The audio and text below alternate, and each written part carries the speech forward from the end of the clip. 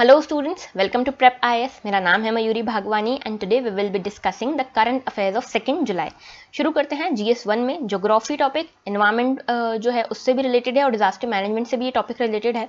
Baghjan oil field, यहाँ last year एक ecological disaster देखने को मिला था और ये डिजास्टर क्या था, इसके क्या इम्पैक्ट्स थे, क्या क्या आसपास की प्लेसेस इंपॉर्टेंट हैं, इन सबको देखेंगे। पेपर 2 में से पॉलिटी में से हमारे पास दो टॉपिक्स हैं, तेलुगु स्टेट्स पार over water sharing.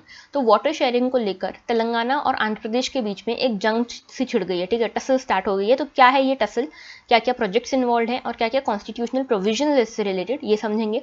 Then GNCTD act, ये एक्ट जो है इसने गवर्नमेंट ऑफ दिल्ली की परिभाषा डेफिनेशन को ही बदल दिया है। तो ये एक्ट क्या है, इससे रिलेटेड एक एडिटोरियल भी है। तो पूरा इशू क्या है इसको कंप्रहेंसिवली देखेंगे।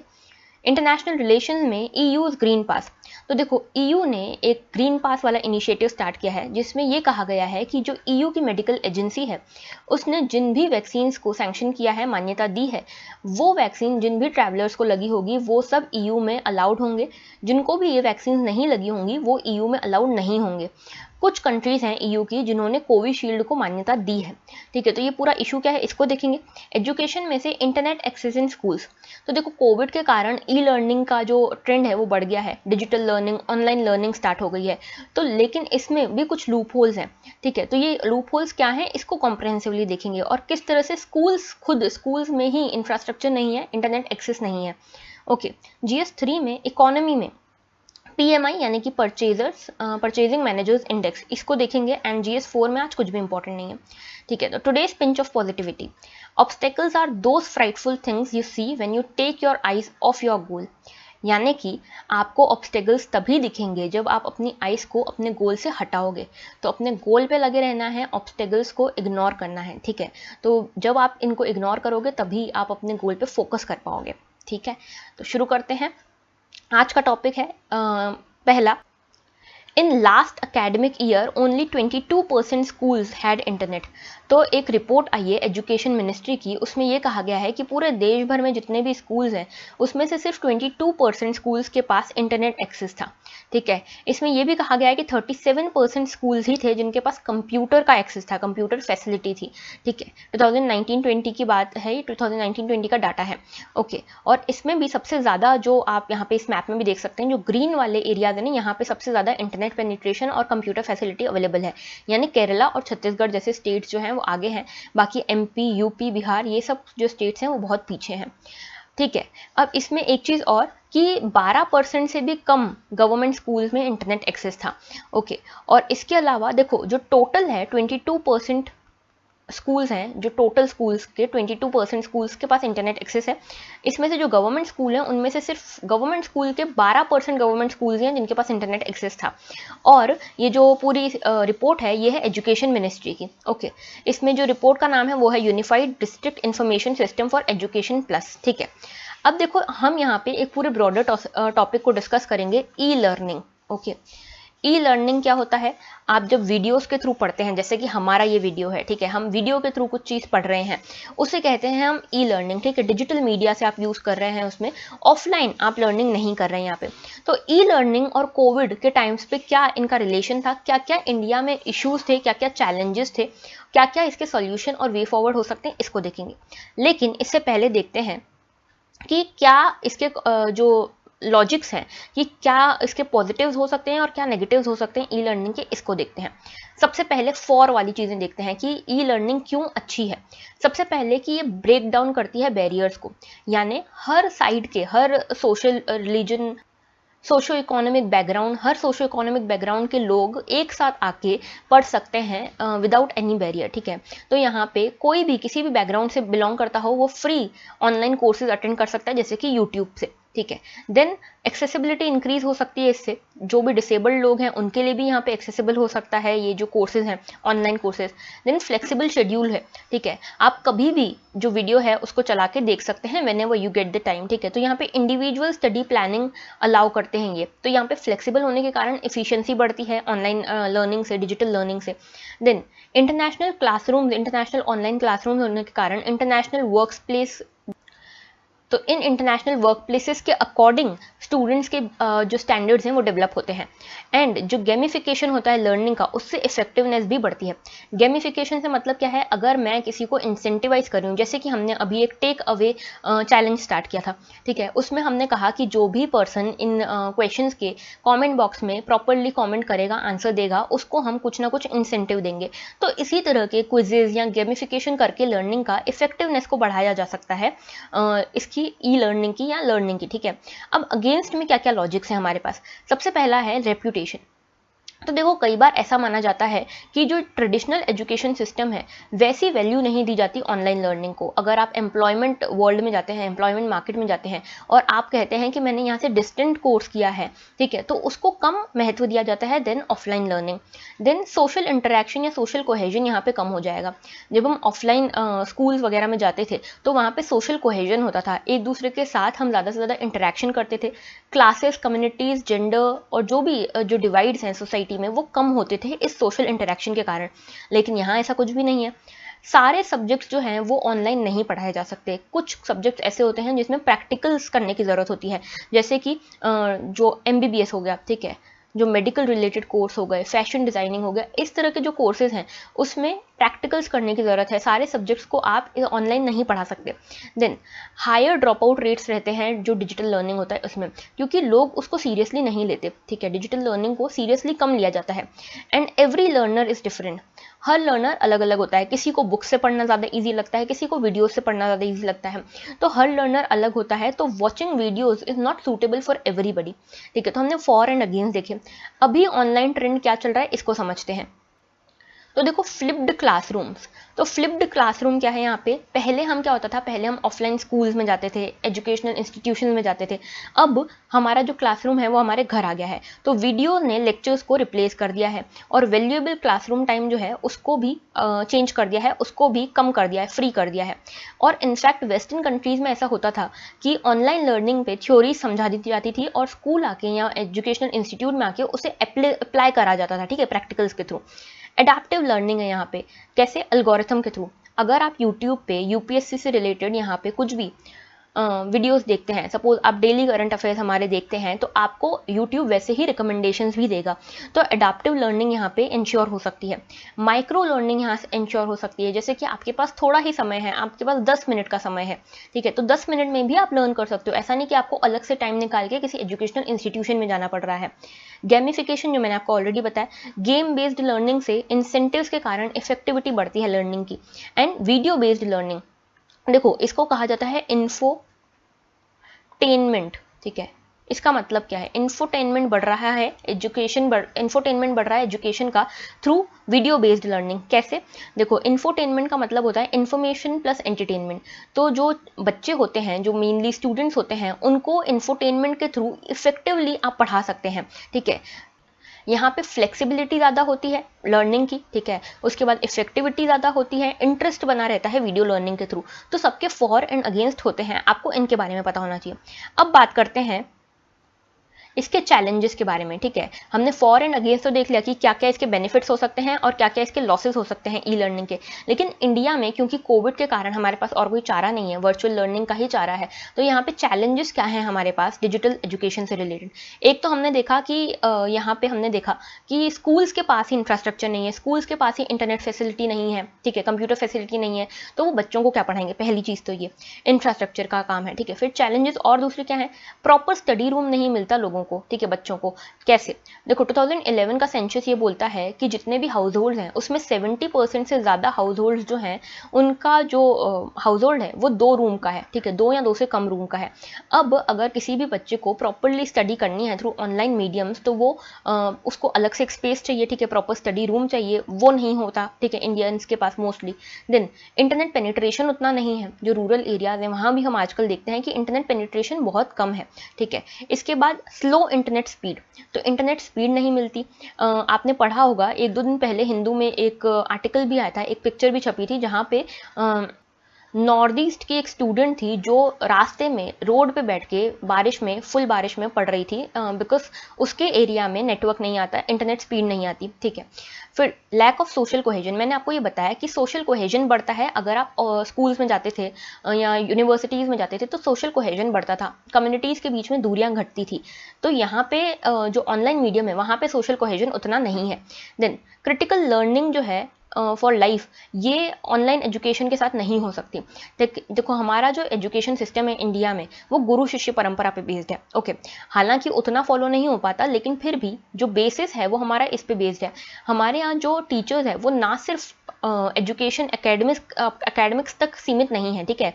They give us the critical learning for life.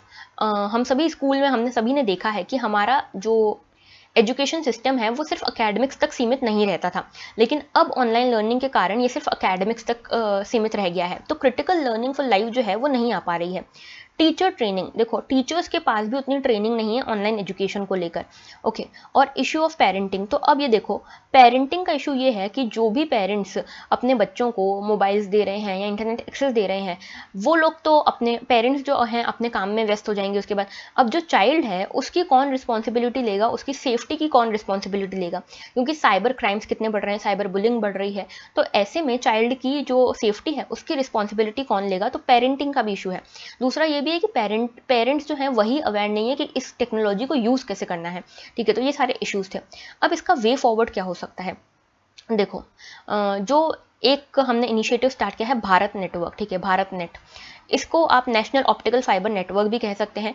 इस इनिशिएटिव में क्या होगा, 2.5 लाख से ज़्यादा जो ग्राम पंचायत हैं उसमें इंटरनेट एक्सेस पहुंचाया जाएगा थ्रू ऑप्टिकल फाइबर नेटवर्क। इसमें 100 Mbps की स्पीड के साथ इंटरनेट एक्सेस पहुंचाया जाएगा, जिसके थ्रू ई बैंकिंग, ई एजुकेशन, ठीक है, ई हेल्थ, ये सब इनिशिएटिव्स इम्प्लीमेंट हो पाएंगे। देन नेशनल नॉलेज नेटवर्क, तो नेशनल नॉलेज नेटवर्क क्या है, यहाँ पे नेशनल नॉलेज नेटवर्क का मतलब है एक नेटवर्क बनाया जाएगा, ठीक है, हाई स्पीड डाटा का, यहाँ पे इंटरनेट को यूज़ करते हुए, जिसमें मेजर एजुकेशनल इंस्टीट्यूशंस जो हैं जैसे स्कूल्स हो गए, यूनिवर्सिटीज़ हो गई, इनको कनेक्ट किया जाएगा, ठीक है। तो एक तरह से बैकबोन दी जाएगी इनको इंटरनेट की, सो दैट ये इम्प्लीमेंट कर सकें ई लर्निंग को। फाइनेंसिंग को इंक्रीज करने की बात की गई है। जो नई एजुकेशन पॉलिसी आई है उसमें ये कहा गया है कि हम 6% जो है जीडीपी का वो एजुकेशन में इन्वेस्ट करेंगे। अभी तक जो है वो 2% से भी लेस होता है यहाँ पे इन्वेस्ट एजुकेशन में। ये बात कही गई है नेशनल एजुकेशन पॉलिसी में कि 6% से ज़्यादा इन्वेस्ट करेंगे, जिसके कारण इंफ्रास्ट्रक्चर डेवलप हो सके। पेरेंट्स एंड टीचर ट्रेनिंग की भी बात की गई है, ठीक है, गवर्नमेंट के द्वारा। तो ये सारा हमने देख लिया। अब ये पूरा इशू, इसमें आपको मेंस के पर्सपेक्टिव से ये बहुत इंपॉर्टेंट है। इसमें आपको पता होना चाहिए कि क्या क्या चैलेंजेस हैं, क्या प्रोज एंड कॉन्स हैं ई लर्निंग के, और क्या यहाँ पे वे फॉरवर्ड हो सकता है। ओके, बढ़ते हैं नेक्स्ट टॉपिक की तरफ। तो देखो नेक्स्ट टॉपिक है हमारा 9 यूरोपियन नेशंस क्लियर SII जैब। तो देखो यूरोपियन नेशंस जो हैं उन्होंने कोविशील्ड को क्लियर किया है कि कोविशील्ड जो भी लगवा के आएगा ट्रैवलर हमारे यहाँ, उसको हम ट्रैवल की परमिशन देंगे, ये कहा है 9 यूरोपियन कंट्रीज ने। तो देखो EU ने, यूरोपियन यूनियन ने एक ग्रीन पास फैसिलिटी स्टार्ट की थी, ठीक है, और ये 1 जुलाई से इंप्लीमेंट होनी है। तो 1 जुलाई से ये इंप्लीमेंट होने वाली है ग्रीन पास ट्रैवल फैसिलिटी, या फिर इसको आप वैक्सीन पासपोर्ट कह सकते हैं। इसमें क्या किया था EU ने ये कहा कि हमने कुछ वैक्सीन है जिसको हमारी मेडिकल एजेंसी ने क्लियर किया है कि जिन भी लोगों को ये वैक्सीन लगी होंगी वो सब EU में ट्रैवल कर सकते हैं प्रॉपरली, ठीक है, बिना किसी रिस्ट्रिक्शन के। अब EU ने कौन कौन सी वैक्सीन को क्लियर किया है, यहाँ पे फाइजर को क्लियर किया है, मॉडर्ना को, ऑक्सफोर्ड एस्ट्राजेनेका की वैक्सजेवरिया को करा है, और जॉनसन एंड जॉनसन की वैक्सीन को यहाँ पे इन्होंने क्लियर किया है। ये जो है EU जो है ये इंडिया की कोविशील्ड और कोवैक्सिन को यहाँ पे क्लियर नहीं कर रहा था।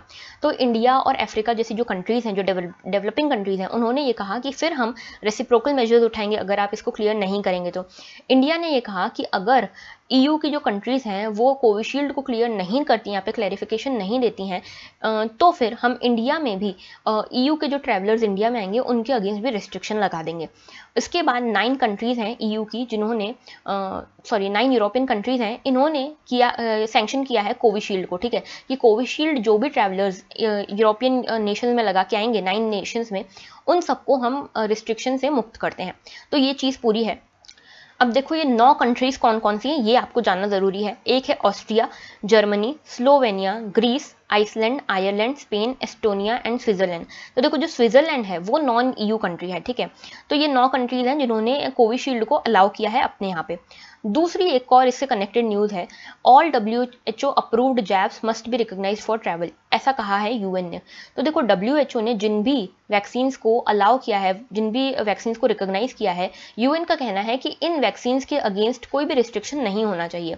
तो देखो ये जो 4 वैक्सीन्स की मैंने बात की थी ना, इनको WHO ने यहाँ पे रिकॉग्नाइज किया है। इसके अलावा चाइना की 2 और वैक्सीन हैं जिनको WHO ने रिकॉग्नाइज किया है, जिसका नाम है साइनोवैक और साइनोफार्म, ठीक है।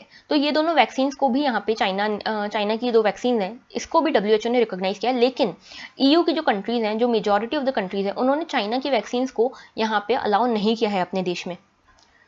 तो यहाँ पे UN का कहना है कि सभी जो भी WHO से रिकॉग्नाइज्ड वैक्सीन है, उन्हें सभी को यहाँ पे अलाउ किया जाना चाहिए, ठीक है। ऐसा इसीलिए भी क्योंकि नहीं तो वैक्सीन डिवाइड क्रिएट हो जाएगा, इनइक्वालिटी क्रिएट हो जाएगी पूरे इंटरनेशनल लेवल पे।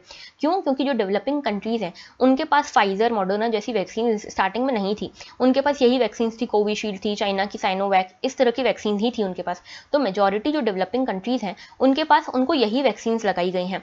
तो ऐसे में अगर WHO की जो ये वैक्सीन है जिनको रिकॉग्नाइज नहीं किया जा रहा है दूसरी कंट्रीज के द्वारा, अगर ऐसा आगे भी चलता है तो एक डिवाइड क्रिएट हो जाएगा इंटरनेशनल लेवल पे, ठीक है। तो ये पूरी न्यूज़ थी। अब हमारे लिए ये जानना जरूरी है कि EU क्या है, ठीक है। तो देखो EU एक 27 कंट्रीज का एक ग्रुप है, ठीक है। ये बेसिकली सिंगल इकोनॉमिक मार्केट की बात करता है। अब EU क्या है उसके साथ साथ हम देखेंगे कि शेंजन EU स्टेट्स क्या हैं, ठीक है। तो शेंजन क्या है ये भी देखेंगे, ओके, इसको समझेंगे। तो देखो सबसे पहले बात करते हैं यूरोपियन यूनियन की, ठीक है। यूरोपियन यूनियन में 27 कंट्रीज हैं। पहले 28 कंट्रीज हुआ करती थी, लास्ट एडिशन इसमें क्रोशिया का था। अब यहाँ पे EU में ब्रेक्जिट के बाद ब्रिटेन जो था वो बाहर हो गया, UK बाहर हो गया, और अब यहाँ पे सिर्फ 27 कंट्रीज बची हैं, ओके। अब इसका अगर हम पास्ट देखें, एवोल्यूशन देखें, तो 1849 में यूनाइटेड स्टेट्स ऑफ यूरोप ये टर्म दी थी विक्टर यूजो ने, ठीक है। यहाँ पे पैन यूरोपियन फीलिंग स्टार्ट हो गई थी। फिर 1949 में क्या हुआ कि एक काउंसिल ऑफ यूरोप बनाई गई। यहाँ से आपका मेन स्टार्ट होता है। 1952 में पेरिस ट्रीटी आई, ठीक है। पेरिस ट्रीटी ने बनाई क्या, European coal and steel community. ये European coal and steel community क्या थी, देखो इस कम्युनिटी में ये कहा गया था कि 6 कंट्रीज ने ये कहा कि हम अपना जो कोल एंड स्टील है उसकी सॉवरेनिटी को कुछ हद तक छोड़ेंगे और इसको हम कॉमन मार्केट में रखेंगे, अपने कोल एंड स्टील को, ठीक है। इसके बाद 1957 में रोम ट्रीटी आई। रोम ट्रीटी ने कहा कि हम यूरोपियन इकोनॉमिक कम्युनिटी बनाएंगे, यानी कि एक सिंगल मार्केट बनाएंगे, इकोनॉमिक इंटीग्रेशन करेंगे, ठीक है। उसके बाद आई 1993 में मैस्ट्रिच ट्रीटी। तो ऑफिशियली जो यूरोपियन यूनियन है वो मैस्ट्रिच ट्रीटी से ही बना है 1993 में, ठीक है। और फिर 2009 में लिस्बन ट्रीटी आई, जिसने की जो एम्बिट था यूरोपियन यूनियन का उसको बढ़ाया, उसकी पावर्स को बढ़ाया, ठीक है। कैसे, यहाँ पे अमेंडमेंट किया उन्होंने मैस्ट्रिच ट्रीटी और रोम ट्रीटी में, और ये कहा कि यूरोपियन यूनियन जो है वो अब जो इंटरनेशनल एग्रीमेंट्स है उन्हें साइन करने के लिए एलिजिबल है, ठीक है। तो ये पूरा यूरोपियन यूनियन का हमने एवोल्यूशन देखा, ठीक है। अब यहाँ पे देखो ये वाला मैप, इसको हम यहाँ पे शेंजन स्टेट्स पढ़ रहे हैं, ठीक है। तो शेंजन स्टेट्स क्या है, यहाँ पे 1985 में एक एग्रीमेंट साइन हुआ था, शेंजन एग्रीमेंट। इसमें बेसिकली 26 कंट्रीज ने ये साइन किया, जिसमें से 22 कंट्रीज जो हैं वो यूरोपियन यूनियन की है, बाकी 4 कंट्रीज जो हैं वो non European country European union की है, ठीक है। तो 22 यूरोपियन यूनियन की कंट्रीज हैं, 4 यूरोपियन ही हैं लेकिन यूरोपियन यूनियन के बाहर हैं, ठीक है। अब इसमें क्या हुआ, इसमें ये कहा गया कि हम बिना पासपोर्ट और वीज़ा के फ्री ट्रैवल यहाँ पे स्टार्ट करेंगे, passport free and visa free travel यहाँ पे हम अलाउ करेंगे इन 26 कंट्रीज ने ये कहा, ठीक है। अब ये 26 कंट्रीज कौन कौन सी, देखो आप इसमें देख सकते हो, जो ये डार्क ग्रीन आपको दिख रहा है ये तो यूरोपियन यूनियन की कंट्रीज हैं ही, ठीक है, ये शेंजन कंट्रीज हैं। जो ये लाइट ग्रीन कलर में दिख रही हैं ये EU का पार्ट नहीं है लेकिन ये शेंजन का पार्ट है, जैसे कि एक तो है आइसलैंड, फिर नॉर्वे, फिर एक है स्विट्जरलैंड और एक है लाइटनस्टीन, ठीक है। तो ये 4 कंट्रीज हैं जो नॉन EU कंट्रीज होके भी शेंजन का पार्ट है, शेंजन ग्रुप का, ठीक है। बाकी जो है ये कंट्रीज जो आपको डार्क ग्रीन में दिख रहे हैं ये EU का पार्ट है, और ये जो डार्क ग्रे में दिख रही है आयरलैंड और ये सब, ये जो है ये सब आपको EU का पार्ट मिलेंगे, ठीक है। UK अब इसका पार्ट नहीं है, ये ध्यान रखना। इतना हो गया, ठीक है। अच्छा एक चीज़ मैं और बता दूं, जो EU की 27 कंट्रीज हैं इसमें यूरो जो है ये करेंसी चलती है, लेकिन ऐसा नहीं कि सारी कंट्रीज यूरो को मानती हैं, ठीक है। 19 कंट्रीज जो हैं इसमें यूरो की करेंसी चलती है, बाकी कंट्रीज में यूरो की करेंसी नहीं चलती है, ठीक है। चलो आगे बढ़ते हैं, इससे रिलेटेड एक क्वेश्चन आपके लिए, mark the correct statement. Schengen Agreement 1985 paved the way for creation of open borders without passport controls between the most member countries। ठीक है, तो यहाँ पे जो member states हैं Schengen Agreement में 1985 के, इसमें ये कहा गया कि हम open borders create करेंगे बिना पासपोर्ट कंट्रोल के। तो ये स्टेटमेंट सही है, ये जो है 1995 से इंप्लीमेंट हुआ था। ठीक है, ये याद रखना। 26 कंट्रीज है, मैंने आपको बताया है इसके बारे में। All EU countries use euro as their official currency. जितनी भी EU कंट्रीज हैं वो यूरो को यूज करती हैं ऑफिशियल करेंसी के फॉर्म में। ये गलत स्टेटमेंट है। ठीक है, 19 ही यूज करती हैं इसको, तो ओनली 1 इज करेक्ट, तो option A would be the correct answer. ठीक है, आगे बढ़ते हैं। नेक्स्ट हमारा आज का आर्टिकल है वाटर डिस्प्यूट के ऊपर। ठीक है, वाटर शेयरिंग के ऊपर।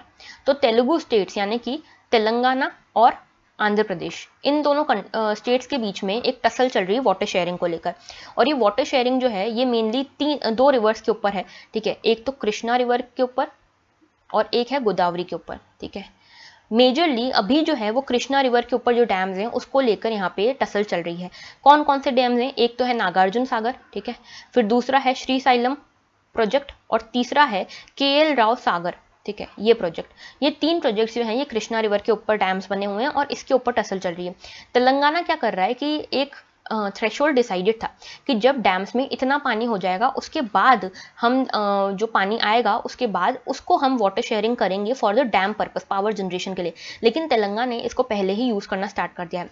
तो आंध्र प्रदेश ये बोल रहा है कि आप अगर इसको पहले से ही यूज़ करना स्टार्ट कर दोगे पानी को पावर जनरेशन के लिए, तो इरीगेशन के लिए फार्मर्स को हमारे पानी ही नहीं मिलेगा, तो हम क्या करेंगे? तो ये पूरा इशू है। ठीक है, अब देखो कृष्णा के ऊपर ये सारे जो डैम्स हैं, आपको मुझे कॉमेंट सेक्शन में बताना है कि कृष्णा रिवर का ओरिजिन कहाँ से होता है और इसकी ट्रिब्यूटरीज कौन कौन सी है। ठीक है, ये जरूर बताइएगा आप मुझे कमेंट सेक्शन में। अब देखो यहाँ पे जो कॉन्स्टिट्यूशनल प्रोविजन है उसमें आर्टिकल 262 जो है ये वाटर डिस्प्यूट से रिलेटेड है। ठीक है, इंटरस्टेट वाटर डिस्प्यूट से रिलेटेड है। इसमें क्या कहा गया है? इसमें कहा गया है कि पार्लियामेंट के पास ये पावर है कि वो डिस्प्यूट जो है water dispute, interstate water dispute जो है उसको एडजुडिकेट कर सकता है। ठीक है, इसके डिस्ट्रीब्यूशन से रिलेटेड, यूज से रिलेटेड, कंट्रोल से रिलेटेड वाटर के, इसके ऊपर एडजुडिकेशन पार्लियामेंट दे सकता है लॉ के अकॉर्डिंग। और पार्लियामेंट ये भी कह सकता है बाय लॉ कि कोई भी सुप्रीम कोर्ट या दूसरा कोर्ट जो है उसके पास ये पावर नहीं है कि इसका जुरिस्डिक्शन वो करे। इन डिस्प्यूट्स का जुरिस्डिक्शन सुप्रीम कोर्ट या कोर्ट कोई भी और कोर्ट है उसको उससे लेने की पावर है पार्लियामेंट के पास। ठीक है, अब पार्लियामेंट ने इनको इस इंटरस्टेट वाटर डिस्प्यूट को सॉल्व करने के लिए 2 एक्ट्स यहाँ पे पास किए थे। एक है रिवर बोर्ड एक्ट और एक है इंटरस्टेट वाटर डिस्प्यूट एक्ट।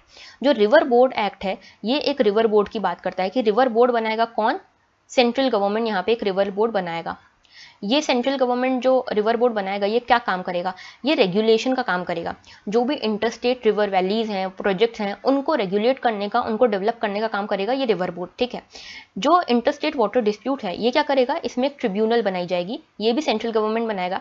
और जो भी डिस्प्यूट्स हैं, जैसे कि यहाँ पे तेलंगाना और आंध्र प्रदेश के बीच में डिस्प्यूट है, तो यहाँ पे जो ट्रिब्यूनल बनाएगी वो इसको एडजुडिकेट करेगी, इसके ऊपर डिसीजन देगी। ये चीज़ याद रखना कि ये जो ट्रिब्यूनल डिसीजन देगी ये फाइनल और बाइंडिंग रहेगा। इसमें ये भी कहा गया है इस एक्ट में कि जो ये ट्रिब्यूनल जो भी डिसीजन देगी वो फाइनल एंड बाइंडिंग रहेगा और इसके ऊपर सुप्रीम कोर्ट या इंडिया की कोई भी कोर्ट कोई भी एडजुडिकेशन यहाँ पे नहीं ले सकती इसको लेकर। ठीक है, कोई भी इंटरफेरेंस सुप्रीम कोर्ट या दूसरी कोर्ट नहीं कर सकती इस ट्रिब्यूनल को लेकर। ठीक है, तो ये पूरा इशू था, हमने देख लिया। आगे बात करते हैं नेक्स्ट इशू की। तो देखो यहाँ पे दिल्ली के जो एक्ट है GNCT ऑफ दिल्ली यानी कि government of national capital territory of Delhi, ये अमेंडमेंट एक्ट है 2021 का। असली जो एक्ट है, एक्चुअल एक्ट 1991 का है। ठीक है, तो ये पूरा इशू क्या है पहले इसको समझते हैं।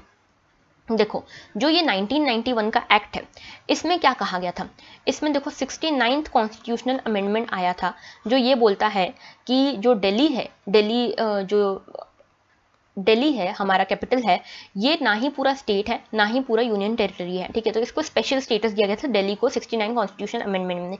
इसमें 2 आर्टिकल्स आए थे 239AA एंड 239AB। ये 2 आर्टिकल्स जो हैं ये बात करते हैं स्पेशल स्टेटस की।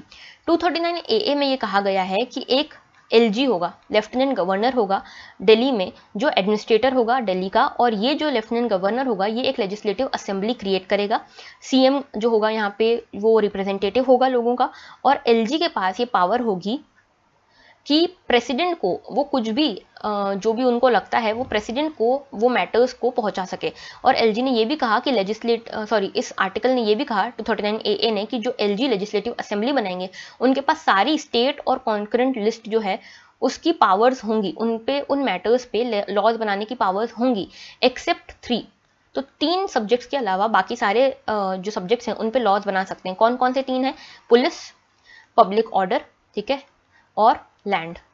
इन 3 इश्यूज को, सब्जेक्ट्स को छोड़ के बाकी सारे इश्यूज पे जो लेजिस्लेटिव असेंबली है वो यहाँ पे लॉज बना सकती है। ये कहा 239 ए ने, ठीक है। 239 ए भी प्रेसिडेंट रूल जैसा आर्टिकल है, जिसमें ये कहा गया है कि प्रेसिडेंट अगर चाहे तो सस्पेंड कर सकता है 239 ए के अंतर्गत जो पावर्स दी गई हैं दिल्ली को, ठीक है। अब यहाँ पे जीएनसीटी ऑफ दिल्ली एक्ट में क्या क्या प्रोविजन लाए गए अमेंडमेंट में, ठीक है। तो देखो जो 1991 का एक्ट है ना, वो क्या क्या चीजें बोलता था। वो बोलता था कि लेजिस्लेटिव असेंबली की क्या क्या पावर्स होंगी, एलजी की क्या क्या पावर्स होंगी, और सीएम की क्या ड्यूटी होगी टूवर्ड्स एलजी, ठीक है। ये कहा था 1991 के एक्ट में। अभी वाला जो एक्ट आया है, इसने जो गवर्नमेंट है, गवर्नमेंट की डेफिनेशन को ही बदल के रख दिया दिल्ली में। इस एक्ट के अकॉर्डिंग गवर्नमेंट का मतलब सीएम यानी कि चीफ मिनिस्टर नहीं होगा, लेजिस्लेटिव असेंबली नहीं होगी। यहाँ पे गवर्नमेंट का मतलब होगा लेफ्टिनेंट गवर्नर ऑफ दिल्ली। अब आप सभी को पता है लेफ्टिनेंट गवर्नर कौन है? एडमिनिस्ट्रेटर है दिल्ली का, और ये रिप्रेजेंटेटिव है किसका? यूनियन गवर्नमेंट का। तो ये सब क्यों हो रहा है, ये सब आपको समझ आ रहा होगा अगर आप पॉलिटिक्स में थोड़ा सा देखते होंगे तो देखो इसमें क्या है, जब से आप पार्टी आई है, आम आदमी पार्टी आई है, तब से बीजेपी और आपके बीच में काफी टसल देखने को मिला है। और ये टसल किससे देखने को मिला है? सीएम और एलजी के बीच में टसल के फॉर्म में, ठीक है। तो सीएम यहाँ पे चीफ मिनिस्टर जो रिप्रेजेंटेटिव हैं लोगों के, और एलजी यानी कि लेफ्टिनेंट गवर्नर, ये जो है ये एडमिनिस्ट्रेटर या रिप्रेजेंटेटिव हैं यूनियन गवर्नमेंट के, ठीक है। तो इन दोनों के बीच में टसल देखने को मिलती है। तो अब यहाँ पे इसके लिए ही, इस बैकग्राउंड के थ्रू ही आप इसको समझिए कि ये अमेंडमेंट एक्ट इसीलिए आया है सो दैट लेजिस्लेटिव जो लेफ्टिनेंट गवर्नर हैं उनको ज़्यादा पावर दी जा सके, यूनियन का ज़्यादा कंट्रोल हो सके दिल्ली पे, ठीक है। अब इसमें डिस्क्रिशनरी पावर्स दी गई हैं एलजी को कि उन सारे मैटर्स जिस पे लेजिस्लेटिव असेंबली के पास पावर्स हैं लॉज बनाने की, उसमें सभी मैटर्स में एलजी अपना डिस्क्रिशन यूज़ कर सकते हैं। एक चीज़ ये कही गई है। दूसरी चीज़ ये कही है कि एलजी जो है वो इंश्योर करेंगे, एलजी को ये इंश्योर किया जाए कि उनके एलजी को अपॉर्चुनिटी मिले, लेफ्टिनेंट गवर्नर को पूरी पूरी अपॉर्चुनिटी मिले कि जो भी काउंसिल ऑफ मिनिस्टर्स डिसीजन लेते हैं उसके ऊपर अपना ओपिनियन रखने की। यानी कि काउंसिल ऑफ मिनिस्टर्स को अब कंपल्सरीली एलजी से यहाँ पे कंसल्टेशन करनी पड़ेगी अबाउट एनी लॉ दे पास, ठीक है।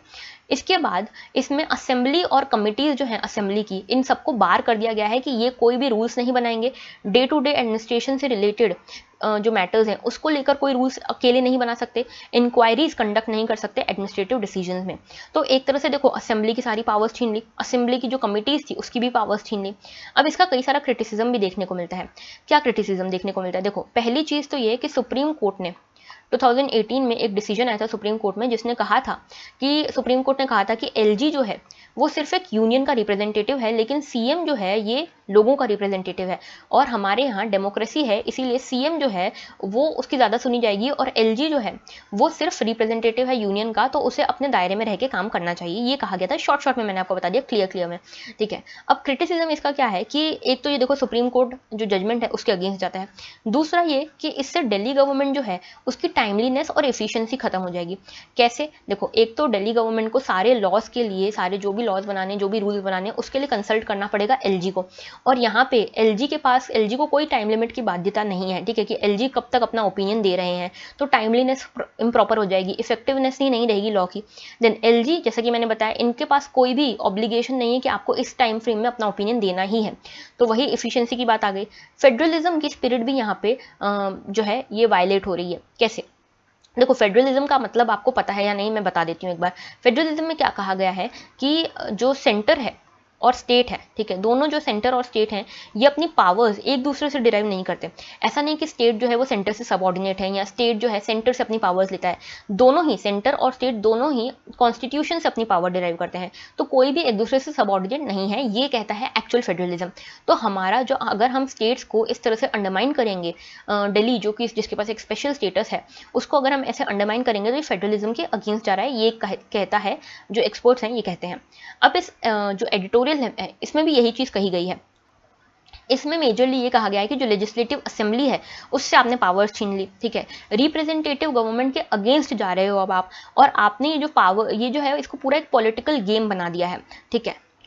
एक चीज़ इसमें ये कही गई है कि सारा डिस्क्रिशन अब एलजी के हाथ में है, ठीक है। इसका मतलब कि फाइनेंशियल मैटर हो या कोई भी लॉ से लेजिस्लेटिव मैटर हो, उसका सबको जो डिसीजन है वो एलजी लेंगे। तो लॉ जो लेजिस्लेटिव असेंबली है उसका क्या काम है, पब्लिक मैंडेट को आप यहाँ पे इंसल्ट कर रहे हो। दूसरी चीज़ उन्होंने ये कही है कि जो कमिटीज़ बनाई जाती हैं जिसमें एक्सपर्टीज़ का यूज़ किया जाता है किसी भी चीज़ को इंक्वायर करने के लिए, डे टू डे मैटर्स को सॉल्व करने के लिए, उन कमिटीज़ से आपने उनकी पावर्स छीन ली। इसके बाद एक चीज़ ये भी कही गई है यहाँ पे कि जो मेजर काम होता है लेजिस्लेटिव असेंबली का वो क्या होता है, एग्जीक्यूटिव पे चेक रखना, लेकिन यहाँ पे तो किसी के पास कोई पावर्स ही नहीं रही, तो किस तरह से चेक रखा जाएगा। तो ये पूरा इशू हमने यहाँ पे पूरा डिटेल में डिस्कस किया है कि क्या प्रोविजंस थे, क्या बैकग्राउंड था और क्या इसका क्रिटिसिज्म है कि क्यों इसको क्रिटिसाइज किया जा रहा है, ठीक है। अब आगे बात करते हैं नेक्स्ट इशू की। देखो, ऑयल वेल ब्लो आउट, तो यहाँ पे लास्ट ईयर बागजान जो ऑयल फील्ड है ये आसाम के तिनसुकिया डिस्ट्रिक्ट में ये ऑयल फील्ड है, बागजान ऑयल फील्ड। देखो ये प्लेसेस इन न्यूज़ आपको पता होनी चाहिए, ठीक है। हर महीने प्लेसेस इन न्यूज़ आती हैं तो उस पर आपका चेक होना चाहिए। तो आसाम में ये जो ऑयल फील्ड थी 2020 मई में यहाँ पे एक डिजास्टर हुआ था, ठीक है। यहाँ पे जो गैस थी, नेचुरल गैस थी, वो लीक होने लगी जिसके कारण एक बहुत बड़ी फायर इंसिडेंट यहाँ पे हो गया था। तो ये पूरा इशू था। अब यहाँ पे देखो ये न्यूज़ में अब क्यों है, ये न्यूज़ में इसीलिए है क्योंकि सुप्रीम कोर्ट ने कहा है कि एनजीटी ने एक फैसला दिया था। इसमें ये कहा था एनजीटी ने, जो कंपनी इस फायर इंसिडेंट के पीछे थी उसके मैनेजिंग डायरेक्टर को हम उस कमेटी में शामिल कर रहे हैं जो कि ये पता लगाएगा कि कौन कौन रिस्पॉन्सिबल है जो भी लॉस हुआ है उसका। तो सुप्रीम कोर्ट ने कहा नहीं, ऐसा नहीं कर सकते आप, इसके ऊपर स्टे लगा दी। तो ये इंपॉर्टेंट नहीं है, ये इंपॉर्टेंट है कि ये जो जगह है बागजान ऑयल फील्ड वो क्या है। तो देखो Baghjan oil field natural gas के लिए एक फील्ड थी और यहाँ पे ऑयल इंडिया लिमिटेड ये जो है ये माइनिंग कर रहा था। अभी जब ये इंसिडेंट हुआ तब ये मेंटेनेंस के लिए यहाँ पे काम चल रहा था, और यहाँ पे मेंटेनेंस के लिए काम चल रहा था, लेकिन फिर भी यहाँ से नेचुरल गैस जो है वो ऊज आउट हो गई और यहाँ पे पूरी जगह फायर फैल गई, ठीक है। तो अब यहाँ पे इसने मेजरली दो जगहों को बहुत ज़्यादा इम्पैक्ट डाला है। एक है इसके आसपास दिब्रू सखोवा नेशनल पार्क और एक और वेटलैंड है यहाँ पे मागुरी मोतापुंग, ठीक है। ये दोनों वेटलैंड और नेशनल पार्क, इसलिए इसको इकोलॉजिकल डिजास्टर कह रहे हैं, ठीक है। क्योंकि यहाँ पे जो डिजास्टर है वो तो है ही, लेकिन इसने आसपास की जो इकोलॉजिकली फ्रेजाइल एरिया है उसको भी इम्पैक्ट किया है, उसके ऊपर भी इम्पैक्ट डाला है। तो पहला तो है दिब्रू सखोवा नेशनल पार्क, तो ये आसाम में है, ठीक है। ब्रह्मपुत्रा रिवर के साउथ में आता है, पहली चीज। दूसरी चीज 19 बायोडाइवर्सिटी हॉटस्पॉट्स जो हैं वर्ल्ड के उसमें से एक है। नॉर्थ ईस्टर्न इंडिया का सबसे बड़ा स्वैम्प फॉरेस्ट है, ठीक है, सबसे बड़ा स्वैम्प फॉरेस्ट। और एक चीज़ यहाँ पे ये भी याद रखनी कि फॉरेस्ट अलग अलग टाइप के फॉरेस्ट एरिया यहाँ पे पाए जाते हैं, जैसे कि सेमी एवरग्रीन यहाँ पे देखने को मिलेगा, डेसिडियस मिलेगा, स्वैम्प फॉरेस्ट मिलेगा, तो अलग अलग मार्शी एरियाज में मिलेंगे। तो यहाँ पे अलग अलग टाइप के फॉरेस्ट एरियाज आपको मिलेंगे। ये एक इंपॉर्टेंट बर्ड एरिया भी है, और इंपॉर्टेंट बर्ड एरिया कौन नोटिफाई करता है, बॉम्बे नेचुरल हिस्ट्री सोसाइटी, ठीक है। यहाँ पे गैंगटिक डॉल्फिन्स जो थी उनके ऊपर भी असर पड़ा है, ठीक है। दूसरा है मागुरी मोतापोंग वेटलैंड। ये वेटलैंड क्या है, मागुरी यानी मागुर से इसको अपना नाम मिला है, और ये वर्ड जो है ये कैटफिश का लोकल नाम है यहाँ पे, ठीक है। तो यहाँ पे कैटफिश मिलती है। और ये जो वेटलैंड है ये इसी दिब्रू सखोवा नेशनल पार्क जो कि एक बायोस्फीयर रिजर्व भी है इसके अंतर्गत ही आता है, ठीक है, ये वेटलैंड। और ये एक इंपॉर्टेंट बर्ड एरिया है अगेन, ठीक है। तो ये आपको पता होना चाहिए जब भी कोई प्लेस न्यूज़ में है तो उसके आसपास कौन सा नेशनल पार्क है, कौन सा वेटलैंड है, कौन सा बायोस्फीयर रिजर्व है, कौन सी रिवर है आसपास, जैसे यहाँ पे ब्रह्मपुत्रा है। तो इस तरह से आपको पूरा डिटेल में उस टॉपिक को समझना है, ठीक है। आगे बात करते हैं नेक्स्ट आज का हमारा लास्ट इशू है, इकोनॉमी से रिलेटेड ये इशू है, परचेजिंग मैनेजर्स इंडेक्स। तो देखो ये जो परचेजिंग मैनेजर इंडेक्स सर्वे आया है उसके हिसाब से जून का जो परचेजिंग मैनेजर इंडेक्स है ये बहुत ज़्यादा डिक्लाइन हुआ है। तो IHS मार्केट का ये इंडेक्स है, ठीक है। ये IHS मार्केट जो है ना ये 40 इकोनॉमीज़ के लिए, ग्लोबल इकोनॉमीज़ के लिए ये परचेजिंग मैनेजर इंडेक्स निकालती है, ठीक है। तो बेसिकली परचेजिंग मैनेजर इंडेक्स क्या है पहले ये समझते हैं। ये एक बिजनेस एक्टिविटी का इंडिकेटर है कि कितनी बिजनेस एक्टिविटी किसी भी इकोनॉमी में हो रही है। इसमें मैन्युफैक्चरिंग का अलग और सर्विस सेक्टर का अलग निकाला जाता है ये परचेजिंग मैनेजर इंडेक्स की कितनी एक्टिविटी यहाँ पे हो रही है। और ये जो सर्वे है ना किसी डाटा के ऊपर नहीं बेस्ड है, ये सर्वे बेस्ड है परसेप्शन के ऊपर। जो रिस्पॉन्डेंट्स हैं इकोनॉमी के, जो मेजरली मैन्युफैक्चरिंग या सर्विस सेक्टर में लगे हुए हैं, उनके परसेप्शन के ऊपर ये निकाला जाता है अलग अलग वेरिएबल्स को लेकर, ठीक है। अब यहाँ पे याद रखना कि ये अगर एक नंबर लाइन है, ठीक है, ये 50 है, 50 से ज़्यादा अगर परचेजिंग मैनेजर इंडेक्स आता है यानी कि इकोनॉमी एक्सपांड हो रही है, और 50 से नीचे है तो इकोनॉमी कॉन्ट्रैक्ट हो रही है, ठीक है, कॉन्ट्रैक्शन देखने को मिल रहा है। अब PMI जो है ये एक अच्छा इंडिकेटर माना जाता है, क्योंकि जो बाकी सारे आउटपुट से रिलेटेड इंडिकेटर्स होते हैं GDP वगैरह के लिए जो इंपॉर्टेंट होते हैं, ये एंड में आते हैं, और ये जो है मंथ के स्टार्टिंग में आ जाता है। तो इसी के बेसिस पे जो इन्वेस्टर्स हैं वो अपना पैसा लगाते हैं, इसी के थ्रू अट्रैक्टिवनेस डिसाइड होती है इकोनॉमी की, ठीक है, और इसी को देखते हुए इन्वेस्टर्स जो हैं वो अपना पैसा लगाते हैं बॉन्ड मार्केट में। तो ये हमको पता होना चाहिए। अब इस न्यूज़ कटिंग में ये कहा गया है कि जो हमारी PMI है लास्ट जुलाई में ये लगभग 50.8 थी, ओके, और अब ये जो है ये 48.1 हो गई है, यानी कि हम 50 से कम आ गए, यानी कि हमारी इकोनॉमी कॉन्ट्रैक्ट कर रही है। और इसमें ये देखा गया कि डिमांड हमारी कम हो रही है, ठीक है, इसके बाद जो प्रोडक्शन सप्लाई है वो भी कम हो रही है, और साथ में जो बाइंग लेवल्स हैं लोगों के वो भी कम हुए हैं कोविड के कारण। इंटरनेशनल डिमांड जो है इंडियन गुड्स की वो भी कम हुई है, तो कुल मिला के इकोनॉमी का पूरी तरह से कॉन्ट्रैक्शन हुआ है। तो यहाँ पे PMI आपको जानना जरूरी है। एक IIP भी होता है, इंडेक्स ऑफ इंडस्ट्रियल प्रोडक्शन, ये इससे अलग है, PMI से ये अलग है, ठीक है। ये जो है इंडेक्स ऑफ इंडस्ट्रियल प्रोडक्शन ये थोड़ा ब्रॉड होता है, कंप्रहेंसिव होता है, इसमें प्राइवेट के साथ साथ पब्लिक सेक्टर जो कंपनीज होती हैं इसका भी डाटा यहाँ पे इन्वॉल्व किया जाता है, ठीक है। तो ये याद रखना कि ये थोड़ा ब्रॉडर होता है, ये कम ब्रॉडर होता है, नैरोवर होता है, ठीक है। तो ये पूरा हमने देखा, ओके, और आज के लिए इतना ही था। I hope this video was helpful and thank you for watching.